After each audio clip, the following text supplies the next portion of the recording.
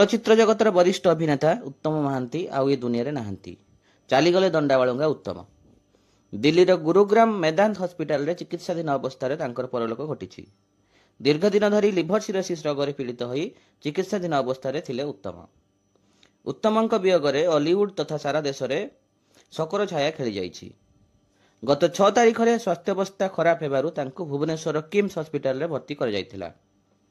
ସେଠାରେ ତାଙ୍କର ସ୍ୱାସ୍ଥ୍ୟାବସ୍ଥାରେ କୌଣସି ଉନ୍ନତି ନ ହେବାରୁ ପୁଣି ଏୟାର ଆମ୍ବୁଲାନ୍ସ ଯୋଗେ ଦିଲ୍ଲୀ ସ୍ଥାନାନ୍ତର କରାଯାଇଥିଲା।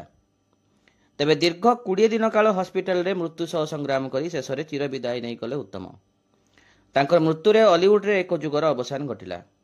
ରାଷ୍ଟ୍ରୀୟ ମର୍ଯ୍ୟାଦା ସହ ତାଙ୍କର ଶେଷକୃତ୍ୟ ସମ୍ପନ୍ନ ହେବ ବୋଲି ମୁଖ୍ୟମନ୍ତ୍ରୀ ଘୋଷଣା କରିଛନ୍ତି। 23 ଡିସେମ୍ବର 1958 ମସିହାରେ ବାରିପଦାରେ ଜନ୍ମଗ୍ରହଣ କରିଥିଲେ ଉତ୍ତମ।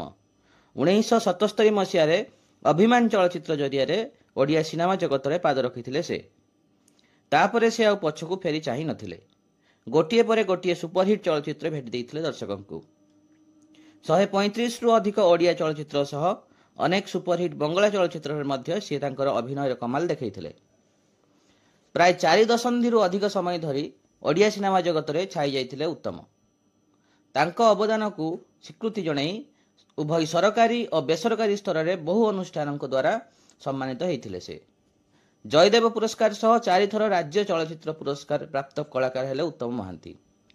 ଦଣ୍ଡାବାଳୁଙ୍ଗା, ଝିଅଟି ସୀତାପରୀ ଏବଂ ଫୁଲଚନ୍ଦନ ପାଇଁ ଶ୍ରେଷ୍ଠ ଅଭିନେତା, ତୋ ବିନୁ ଅନ୍ୟ ଗତି ନାହିଁ ପାଇଁ ଶ୍ରେଷ୍ଠ ସହ ଅଭିନେତା ପୁରସ୍କାର ପାଇଥିଲେ। ତାଙ୍କର ସମ୍ପୂର୍ଣ୍ଣ ପରିବାର ଚଳଚ୍ଚିତ୍ର ଜଗତ ପାଇଁ ସମର୍ପିତ।